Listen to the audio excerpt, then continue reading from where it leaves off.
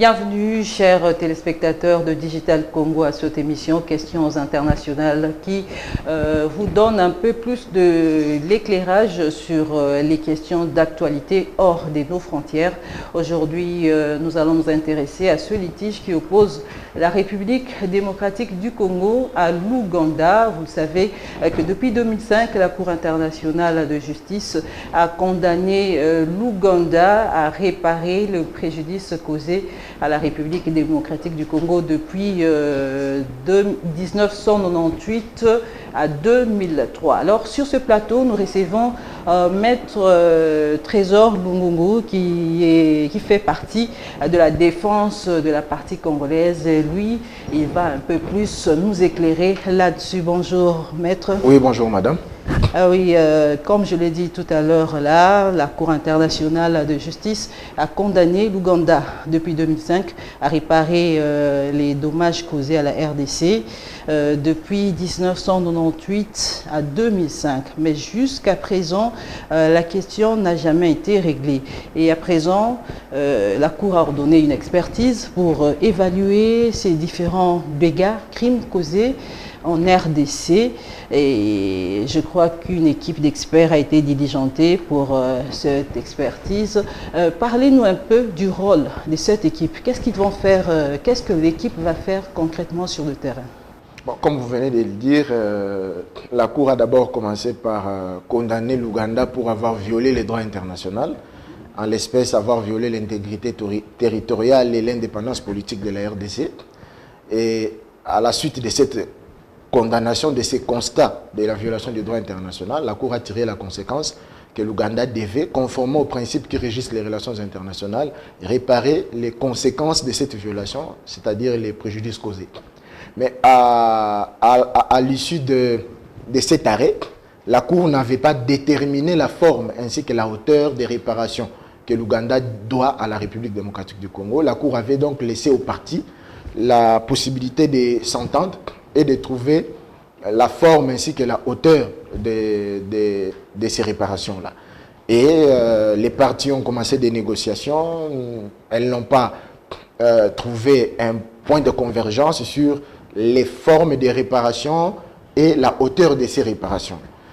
Et finalement, la République démocratique du Congo, considérant que les négociations tournaient en rond, avait décidé de saisir à nouveau, par une requête en 2015, la RDC a saisi à nouveau la Cour et cette dernière a repris les audiences. Les parties ont déposé des mémoires et la RDC a formulé ses réclamations. Des chiffres ont été avancés, l'Ouganda a contesté, jusqu'à ce qu'en 2019, au mois de novembre récemment, les parties avaient encore une fois estimé qu'il était important de retourner à la table des négociations. Les négociations ont été entamé, mais sans succès, parce que la Cour avait accordé un délai de 4 mois. Au bout de 4 mois, aucun accord n'a été trouvé. La Cour a repris l'affaire et a donc estimé que les parties pouvaient plaider ces dossiers au premier trimestre de l'année 2021. Et c'est dans ces entrefaites-là, dans ces cadres, que la Cour a fait recours à l'expertise pour, disons, avoir de l'éclairage sur les 3 chefs de préjudice essentiellement. La Cour a donc désigné une équipe de 4 experts qui ont pour mission, suivant l'ordonnance de la Cour qui les désigne, de l'éclairer sur les préjudices relatifs à la perte en vies humaines, les préjudices relatifs à la perte des ressources, donc pillage et exploitation illégale des ressources naturelles, et les préjudices aux biens. C'est sur ces 3 préjudices, ce n'est pas sur l'ensemble des préjudices, puisque dans les réclamations de la RDC, il y a plusieurs préjudices, notamment les préjudices macroéconomiques, les préjudices dus à la violation de l'intégrité territoriale, donc les préjudices moraux, immatériels.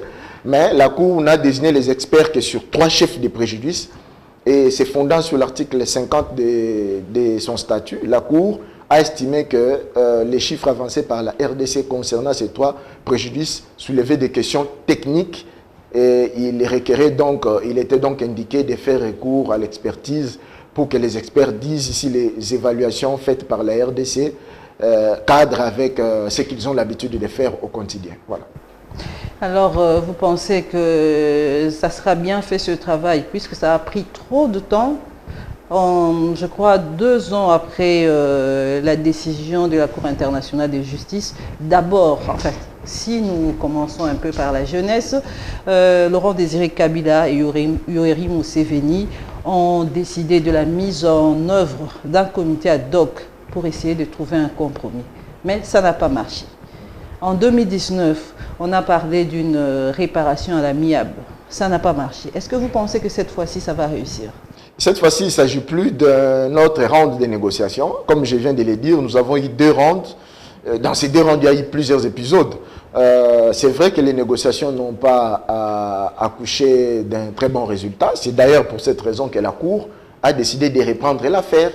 Après avoir laissé la possibilité aux parties de négocier, la Cour a repris l'affaire. La désignation des experts, ce n'est plus une phase de négociation. Les experts, comme je venais de le dire, sont désignés pour répondre aux questions techniques que soulèvent l'évaluation et les chiffres produits par la partie demanderesse qu'est la RDC. Et ces experts ont, ça il faut que je le dise à l'opinion, je crois que l'opinion doit savoir que l'Ouganda ne s'est pas montré favorable à la désignation des experts. Elle a estimé que désigner les experts pour évaluer, faire une évaluation sur ces 3 chefs de préjudice, c'est d'abord les questions retenues par la Cour pour l'Ouganda ne rentrent pas dans la catégorie de ces questions pour lesquelles on peut recourir à l'expertise. Ça, c'est le point de vue des Ougandais réagissant à la demande de la Cour sur les recours à l'expertise. La RDC, quant à elle, s'est montrée favorable, estimant que les experts peuvent contre-vérifier le travail que les experts congolais ont fait. En même temps, l'Ouganda a estimé que ce n'était pas opportun de recourir à l'expertise parce que c'était une façon de décharger la RDC de son devoir de prouver et d'évaluer les préjudices dont il s'estime être victime. Donc, c'était ça. Bon, la Cour a finalement passé outre les objections de l'Ouganda et est passée à la désignation des experts. 4 noms ont été proposés aux parties. Chacune des parties devait donner son point de vue sur ces 4 noms. La RDC a estimé en général que ces 4 experts pouvaient bien faire leur travail parce qu'il doit s'agir des experts indépendants. Mais l'Ouganda a remis en cause l'indépendance de 3 de ces 4 experts, en particulier estimant qu'ils ont déjà eu à opiner sur la crise congolaise et sur l'importance des réparations et des morts au Congo, et qu'ils ne pouvaient pas, dans ce cas, être indépendants comme le veut les statuts et les règlements qui organisent la Cour internationale de justice. Donc c'est à ce stade-là, l'expertise n'est plus un autre round de négociation. Donc c'est la Cour qui ne tranche pas, mais essaie d'impliquer les experts sur un point qui nécessite de l'éclairage beaucoup plus technique. Ça va donc permettre au juge de se faire une conviction sur les réclamations de la RDC et les réfutations que formule l'Ouganda. Voilà. Donc l'Ouganda a réparé 3 types de préjudices. Plusieurs types de préjudices. Il y en a plusieurs, si je ne me trompe pas. Il y a les préjudices macroéconomiques, les préjudices aux personnes, c'est-à-dire les violations des droits de l'homme, viols, massacres et tout, les préjudices aux biens. Les biens, il y a des entreprises publiques qui ont perdu des biens, les particuliers, les écoles, les hôpitaux. Il y a les préjudices que l'État lui-même, en tant que personne morale, sujet de droit international, a subi par la violation. Donc il y a plusieurs chefs de préjudices à l'environnement. Et chacun des experts dans l'équipe congolaise s'occupe d'une catégorie précise. Il y a donc une équipe étrangère constituée des Français, quelques Britanniques et Canadiens. Il y a une équipe locale dans laquelle je suis assistant. Et donc, il y a plusieurs types de préjudices, pas seulement 3. Il y a, je crois, 6 catégories de préjudices. Mais la Cour a désigné des experts pour 3 catégories seulement. Préjudice pour perte en vies humaines, donc les massacres et les morts. Préjudice dû aux biens, donc les hôpitaux, les écoles, et là, oui, construction des infrastructures et tout, et puis préjudice pour ressources naturelles. Pour chacune de ces catégories, la Cour a posé des questions précises aux experts.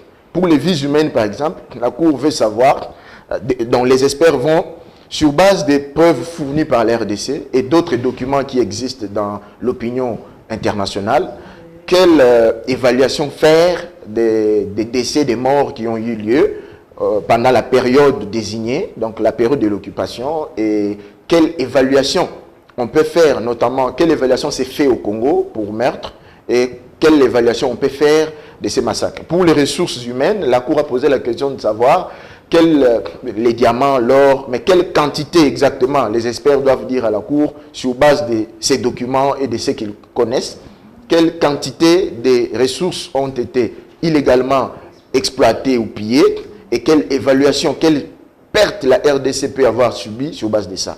Pour les biens, la Cour pose la question aux experts de savoir combien peut coûter la reconstruction de bâtiments et des biens détruits, notamment les écoles, les hôpitaux, aussi bien en Ituri qu'à Kisangani. Voilà. Ok, mais si je comprends bien, le dégât à réparer est vraiment énorme, mais je ne sais pas comment ça va se faire sur le terrain. Parlons un peu de vies humaines. En tant que membre de la défense de la RDC, comment est-ce qu'on peut indemniser la RDC par rapport aux pertes en vies humaines? Disons que le travail a été très difficile. La RDC, déjà, avant de saisir à nouveau la Cour, avait constitué une commission nationale qui a eu du mal vous savez que la guerre a commencé en 1998. Entre-temps, il y a des traces, des preuves qui se sont effacées. Mais notre commission, nous avons eu la chance, effectivement, avec des officiers de police judiciaire et un personnel aguerri, assermenté. On a interrogé les personnels victimes dans la région, aussi bien pour l'ancienne province orientale, l'ancienne Nord Kivu, Sud Kivu, les Maniema et tout. Et ce sont les informations recueillies. Les victimes se sont fait identifier dans des procès-verbaux. Les victimes directes et les victimes indirectes, ceux qui ont perdu un frère, une mère, un parent ou quoi.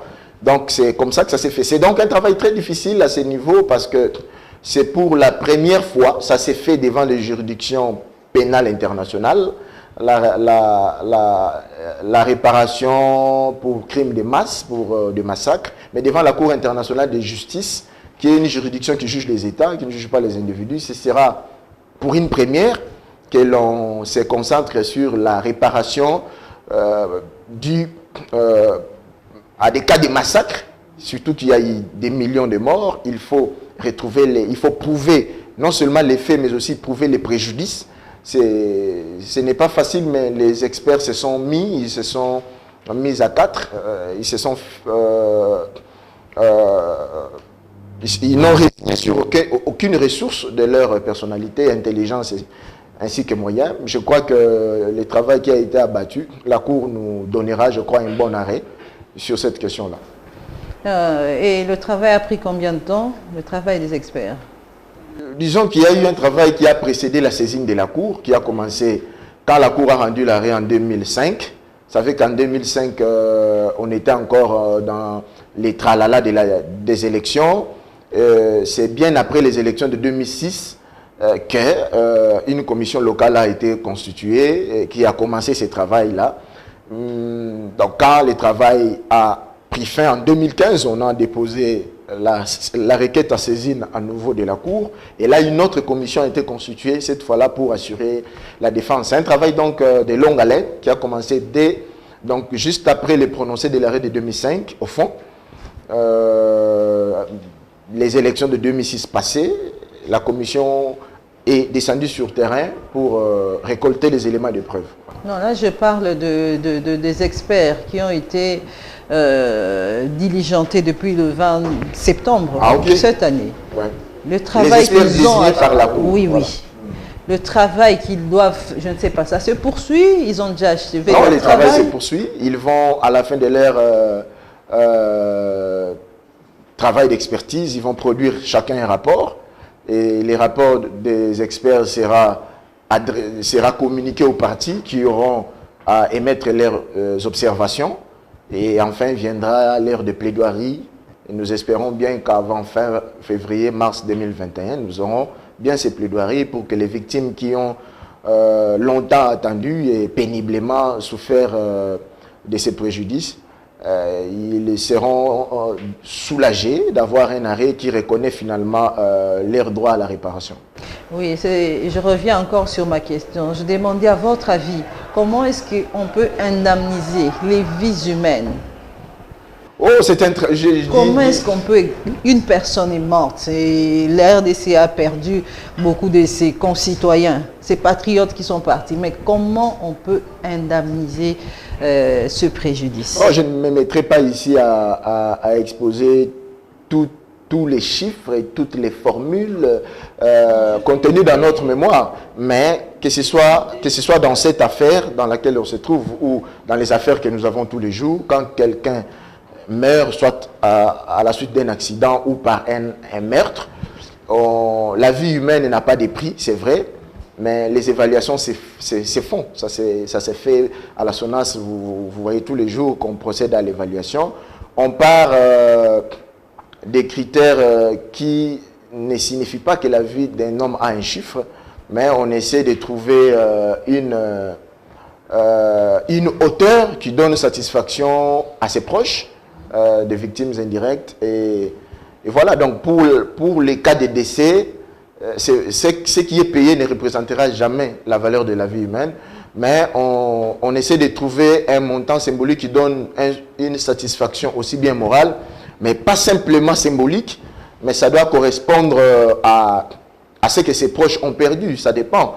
Je me rappelle quand vous lisez les décisions que rend la Cour interaméricaine des droits de l'homme pour réparation en cas de décès, on tient compte de ce que les proches vont perdre. Si c'était un jeune garçon qui travaillait, qui subvenait aux besoins de ses proches, ça ne sera pas la même chose pour quelqu'un qui est au soir de sa vie ou pour un bébé qui vient de naître. Donc on tient compte de ces paramètres d'évaluation effectivement. Et notre commission s'est évertuée à tenir compte de la pratique aussi bien chez nous, devant nos juridictions, que de la pratique internationale devant les autres juridictions, en particulier devant les juridictions internationales des droits de l'homme, la Cour européenne, la Cour interaméricaine des droits de l'homme. Mais même devant la Cour internationale, il y a quelques précédents en droit de la réparation sur les biens, sur d'autres catégories de préjudices. Et en ce qui concerne la destruction des infrastructures, écoles, est-ce que l'Ouganda serait appelé à reconstruire ces infrastructures détruites, écoles, hôpitaux, je ne sais pas, comment ça va se passer? Disons que la demande de la RDC tend à évaluer les coûts de la reconstruction. Donc la RDC demande que l'Ouganda paye les coûts de la reconstruction des biens qui ont été déclarés, des hôpitaux, des écoles, bien sûr. Et dans la demande de la RDC, il appartiendra à l'État congolais de le faire. Mais à un moment donné, pendant que la brèche des négociations était ouverte, on avait envisagé la possibilité que l'Ouganda assume ses travaux de reconstruction de routes, de bâtiments, pourvu que l'on obtienne les bâtiments correspondant à la valeur des bâtiments qui étaient détruits. Mais nous, ayant abandonné cette voie, la demande de la RDC actuellement est d'obtenir la valeur financière des bâtiments, des biens qui ont été détruits. Voilà. Alors parlons maintenant de ressources naturelles. On a pillé pendant plusieurs années. Comment est-ce qu'on peut restituer, je ne sais pas, évaluer tout ce que la RDC a perdu? L'or, le diamant, le coltan, le bois. Comment est-ce qu'on peut évaluer ça? On ne saura pas évaluer tout ce que la RDC a perdu. Parce que même dans l'ordonnance de la Cour qui désigne les experts, la Cour utilise toujours un épithète approximatif. Quel peut être le nombre approximatif? Quelle peut être la valeur approximative? Donc, les experts font leur travail. Nous savons quelle quantité d'or et de diamants sort de la République démocratique du Congo pour l'étranger à la frontière commune RDC-Ouganda. Nous savons. Nous sommes les experts congolais sont partis de ces évaluations, mais cette guerre a été documentée. Il y a des éléments, l'Organisation des Nations Unies, à travers ses experts, a produit beaucoup de documents qui reprend effectivement les violations graves du droit international humanitaire, le nombre de morts, le nombre des ressources pillées, la quantité, plutôt je voulais dire, nous sommes partis de ces documents-là et nous sommes partis des renseignements obtenus sur place, mais au-delà des documents qui sont sur la place publique, la RDC sait pertinemment bien quelle quantité de production annuelle elle faisait à partir de 1998, et on saura bien, les experts que la Cour a désignés vont contre-expertiser ce que nous, experts congolais, avons fait. Et je pense bien qu'on arrivera à un chiffre qui correspondra à peu près, parce que ça ne sera pas parfaitement ce que nous avons perdu, mais ça doit correspondre pour effacer les conséquences du fait illicite ougandais sur le territoire congolais. Alors, si nous revenons encore à la jeunesse de l'histoire, les troupes ougandaises ont accompagné l'AFDEL dans leur combat de libération pour chasser le régime de Mobutu. Mais une fois les combats terminés, ils devaient être rappelés dans leur caserne, ce qui n'a pas été fait. Les troupes ougandaises ont préféré rester du côté de la RDC sous prétexte de protéger, sécuriser les frontières de leur pays. Est-ce que vous ne pensez pas que c'était fait intentionnellement ou peut-être sur instruction à des autorités ougandaises pour piller les ressources de la RDC, car vous le savez comme moi, les richesses de la RDC font surtout l'objet de convoitises de ces pays voisins. Donc, disons que dans l'arrêt de 2005, la Cour a tranché. Il y a eu exploitation illicite des ressources naturelles de la RDC et pillage de celles-ci. La RDC voulait bien démontrer devant la Cour que ces ressources ont été pillées sur... C'était une politique de l'Ouganda de les faire. Mais nous n'avons pas obtenu ça. Dans l'arrêt, il a été plutôt constaté que les militaires ougandais, sans que ce ne soit une politique de l'État ougandais, mais les militaires ougandais se sont livrés à ce trafic illicite des ressources naturelles. Et ça l'armée étant un organe de l'État, ça a engagé la responsabilité de l'Ouganda. Je ne vais pas faire de l'histoire comme vous venez de le faire, mais je me limite à ce que la Cour a eu à décider en 2005. Donc l'Ouganda a été reconnu responsable du comportement de ses troupes sur le territoire congolais. Un général Kazini et tous les hommes qui l'accompagnaient se sont livrés au commerce illicite des ressources naturelles de la RDC. En même temps, en dehors de ce que l'armée ougandaise, les militaires ougandais faisaient, il y avait des groupes armés sur l'espace sous contrôle, sous occupation de l'Ouganda.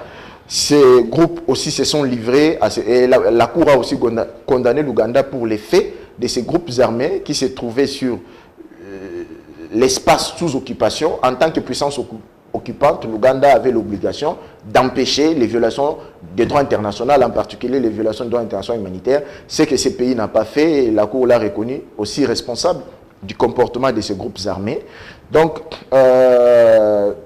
même si nous avons perdu que ça soit reconnu dans l'arrêt que c'était l'État ougandais qui avait ordonné, mais nous avons en revanche obtenu que c'était des militaires ougandais et des groupes armés qui les faisaient sous la barbe de l'Ouganda, qui n'a pas fait diligence pour empêcher ces fléaux-là. Et à votre avis, est-ce que vous pensez que ces genres de litiges peuvent aussi être réparés à l'amiable? C'est-à-dire que nous avons tenté, c'était les souhaits des responsables congolais à tous les niveaux. Le président de la République, son Excellence Félix-Antoine Tshisekedi, quand il est arrivé, il a accordé une chance au règlement à l'amiable. Le président Joseph Kabila avait tenté la même chose, ça n'a pas abouti. Donc c'est possible effectivement.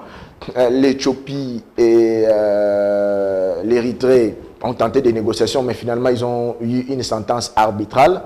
Il est possible que des États trouvent un accord de règlement à l'amiable. C'est un mode de règlement pacifique des différents droits internationaux, ce n'est pas un problème. Nous n'avons pas pu trouver un accord avec les Ougandais. Nous nous sommes livrés à un tiers indépendant, qui est la Cour internationale de justice. On espère bien que cette dernière, certains juges, dans leurs opinions, ont déjà décrié les temps que ça a mis, parce que ça aggrave la durée de l'affaire, a été décriée par certains juges, en particulier les juges qu'un consado qui a estimé que ça aggravait encore les préjudices des victimes. Donc, il ne faut pas laisser les parties s'éterniser à des négociations sans issue. La Cour a repris l'affaire. Je pense que c'est bien pour les victimes. Ils vont avoir un arrêt qui reconnaît effectivement que non seulement l'État congolais, mais aussi sa population ont été victimes du fait illicite ougandais. Et voilà, la Cour internationale de justice a fixé son arrêt. Les experts sont sur le terrain pour évaluer les dégâts. Mais est-ce que vous pensez que l'Ouganda va réellement se soumettre à la décision de la Cour et réellement indemniser la RDC? Nous le souhaitons bien. De toutes les façons, les arrêts de la Cour sont obligatoires. Les membres de la communauté internationale qui choisissent de reconnaître librement la compétence de la Cour sont en même temps tenus d'exécuter de bonne foi les arrêts que rend cette institution, cet organe judiciaire principal de l'ONU. Donc les arrêts de la Cour sont obligatoires. Tous les États doivent se soumettre et bien exécuter. Mais si, par surprise, l'Ouganda n'exécutait pas l'arrêt qui sera rendu, il y a des voies qui sont prévues effectivement pour l'amener à les faire, les contraindre. Comme quoi, par exemple?